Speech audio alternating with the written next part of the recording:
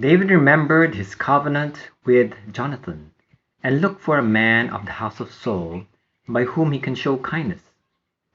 Jonathan had a son whose name was Mephibosheth, and to him David showed the kindness of God. Today we're going to look into 2 Samuel chapter 9. David shows kindness to Mephibosheth. Let me read for you 2 Samuel chapter 9. Now David said, "Is there still anyone who is left of the house of Saul, that I may show him kindness for Jonathan's sake?" And there was a servant of the house of Saul, whose name was Ziba. So when they had called him to David, the king said to him, "Are you Ziba?" He said, "At your service." Then the king said, "Is there not still someone of the house of Saul whom I may show the kindness of God?" And Ziba said to the king, "There is still a son of Jonathan who is lame in his feet."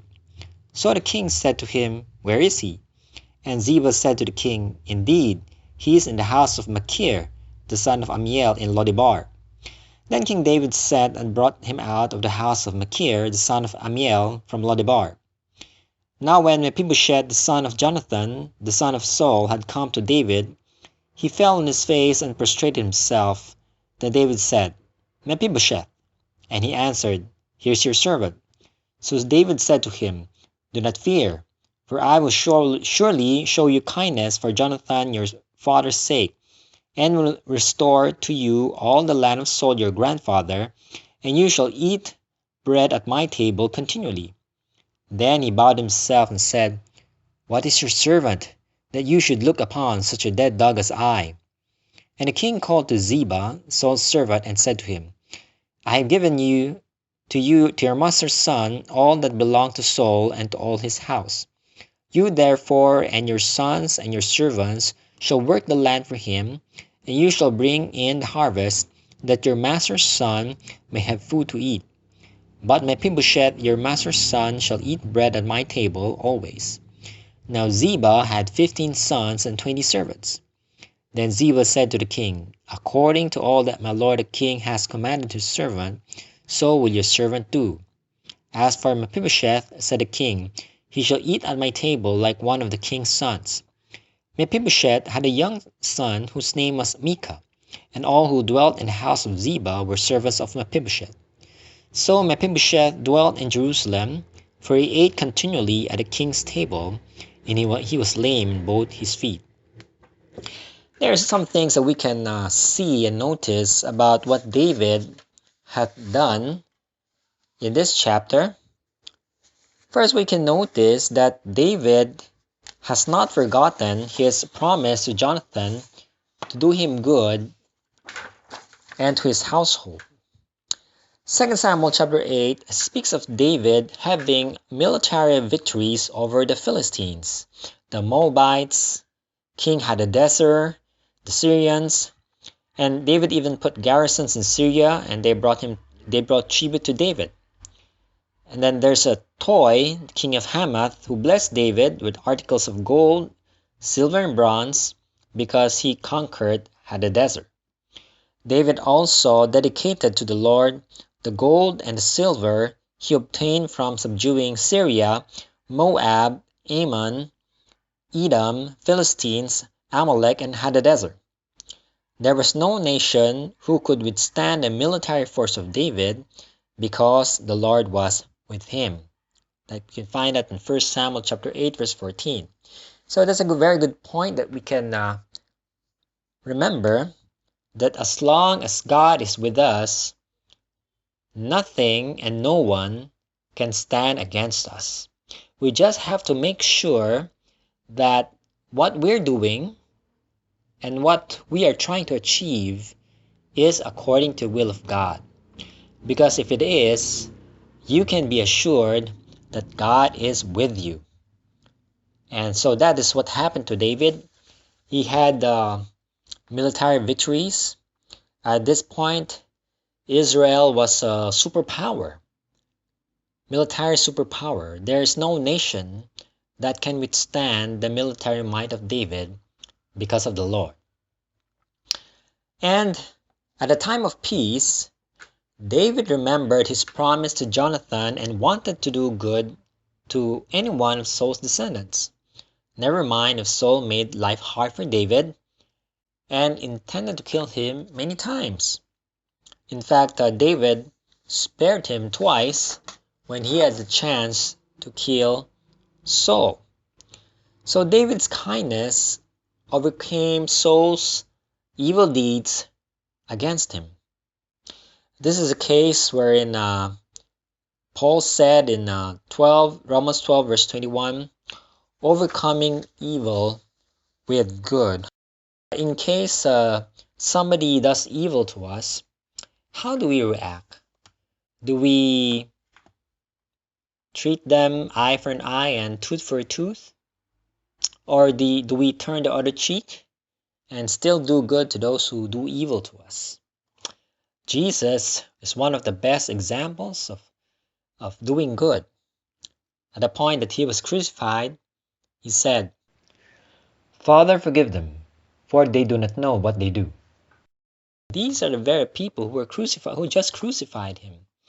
And the Romans crucified him out of the orders of Pilate, but he knew that the Romans did it because basically they were just following orders. So how about us? Are we like David, who seeks to do good even if evil has been done against us? We can also notice that David was a man of integrity. He does what he promises. He wrote in Psalm 15 verse 4, he says there that an upright man swears to his own hurt and does not change. This is the kind of person who does what he promised, whatever it takes. Do you know what it means that swears to his own hurt? That means even it would mean personal loss or inconvenience. But if it is a promise that has been done, you will fulfill it. In Tagalog, we have a saying, usapang lalaki.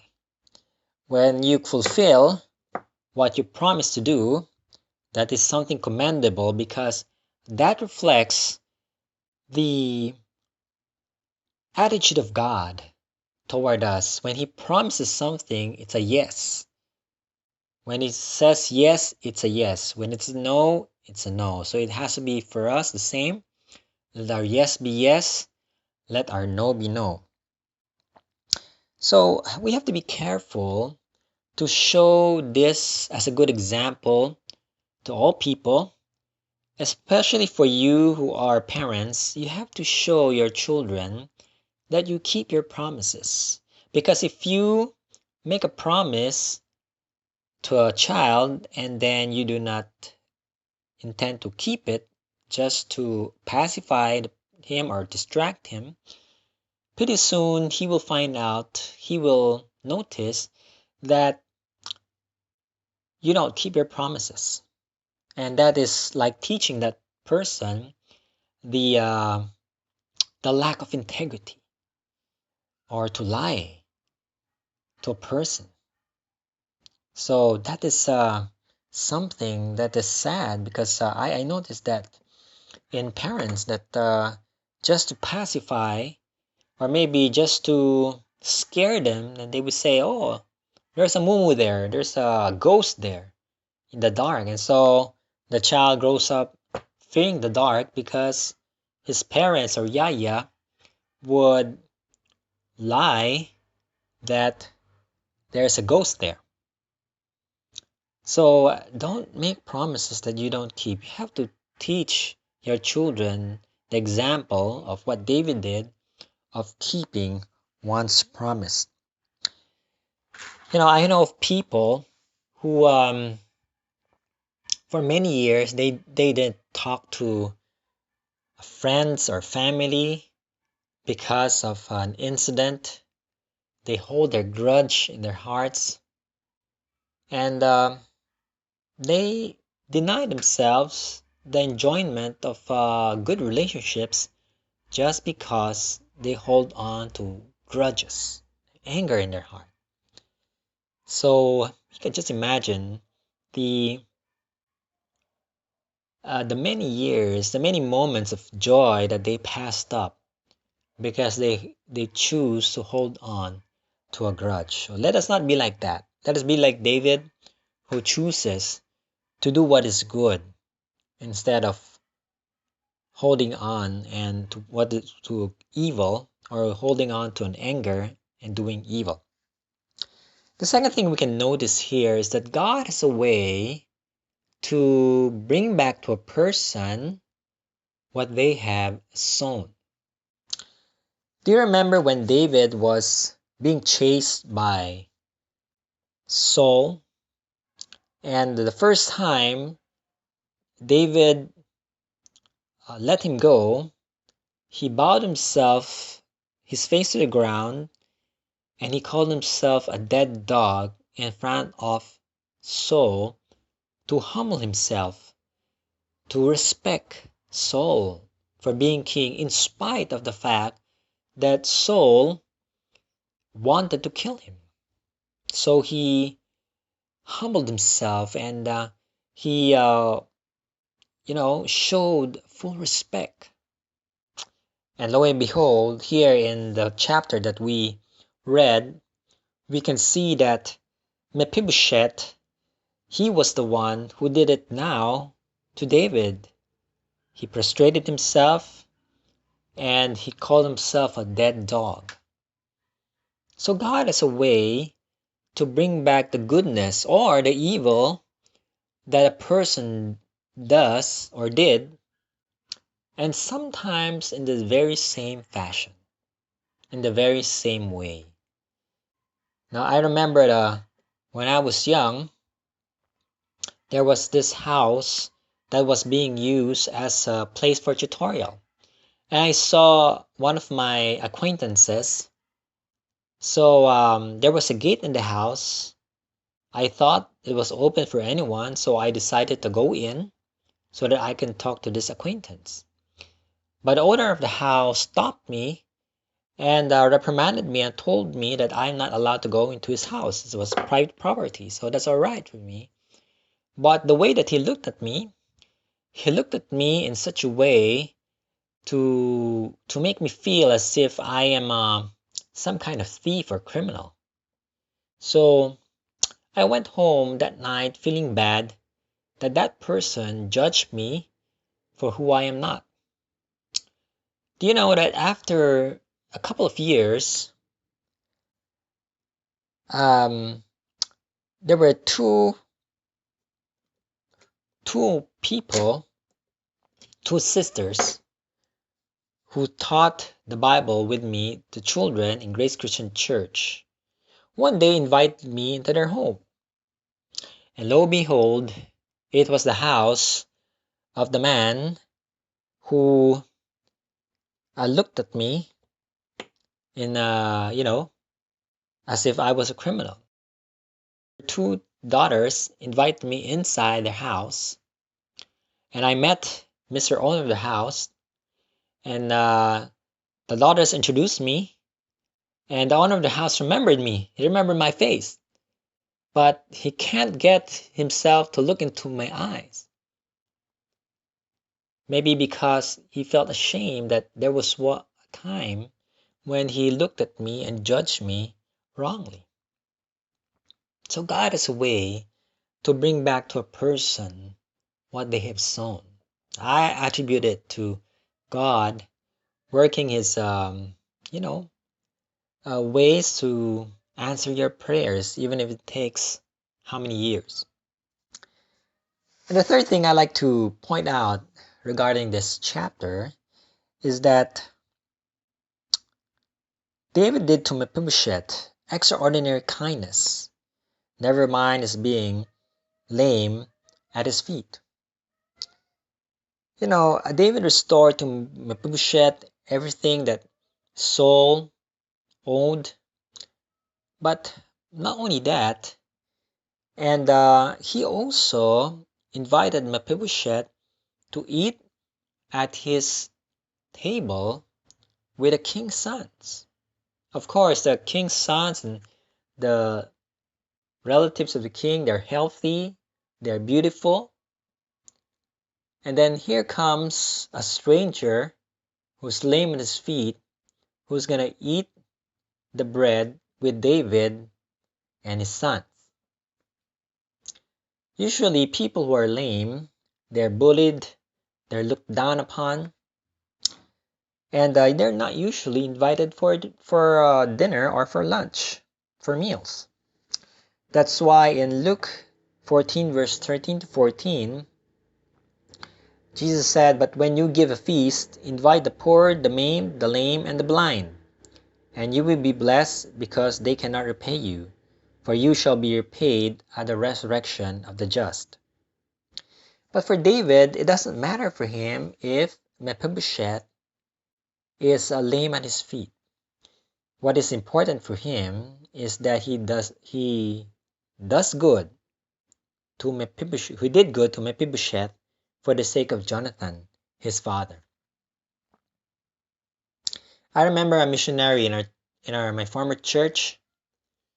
She had a birthday party, and she decided to invite the underprivileged, and not us, her contemporaries.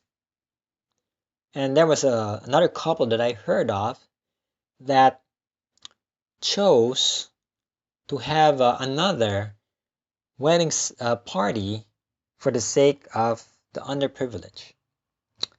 How about you and me, my brothers?